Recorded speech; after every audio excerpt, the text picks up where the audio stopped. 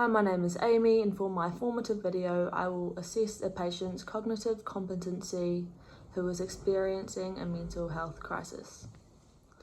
Competency is defined as the ability to do something successfully or effectively. When referring to patient competency, we must assess if patients are competent to make informed decisions about their healthcare. Some patients lack this capacity, such as patients with altered cognitive states secondary to head injuries, dementia, intellectual disabilities, or patients experiencing a mental health crisis. It is important that paramedics correctly identify these impairments and assess patients accordingly to determine whether patients are competent or not. The patient competency criteria is a useful tool in the Wellington Free Ambulance clinical procedures and guidelines to help determine this. If a patient meets any of these criteria, they are considered incompetent. If a patient appears unable to understand information or appears unable to understand the consequences of their decisions, or appears unable to remember information, or has attempted suicide, or a threat to commit suicide appears significant or genuine. Hi, I'm Amy. I'm a paramedic student. What's your name? My name's Bella. Hi, Bella. Can you please tell me a bit about what's happened today?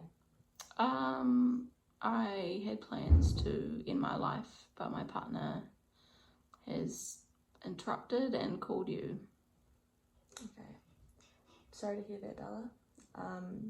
That mustn't be very nice, but from here I'd just like to ask you a few more questions about this, if that's okay. That's okay.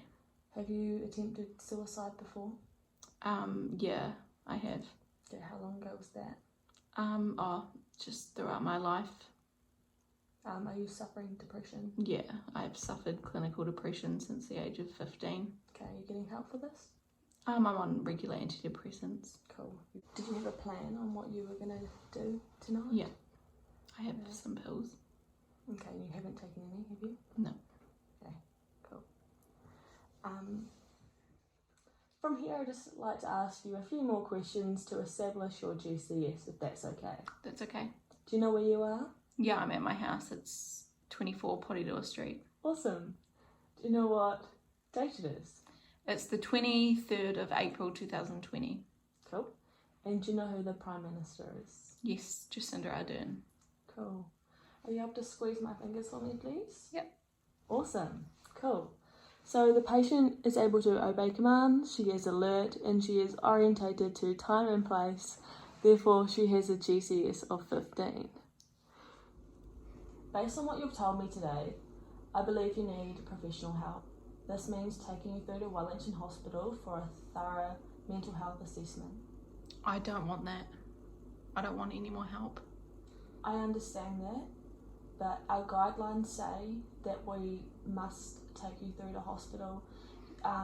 You are considered incompetent to make your own decisions because you have threatened to attempt suicide.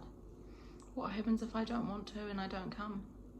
Then I'll have to take the appropriate measures and get the police involved. I don't want to do this. I don't want the police involved.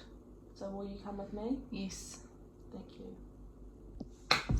According to the Wellington Free Guidelines, if a patient has attempted suicide or the threat of suicide appears genuine, then the patient must be directly referred for an urgent mental health assessment.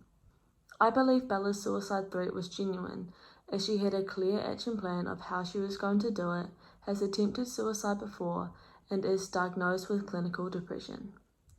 Although Bella is GCS 15 and doesn't seem to have a cognitive impairment, I have reasonable grounds for believing she is not competent, as her threat to commit suicide appears genuine. As a result, Bella is unable to make informed decisions around her healthcare, including to refuse treatment. Because Bella is incompetent, I will act in her best interest, as I believe there are risks associated with leaving her at home, as she may follow through with her suicide plan.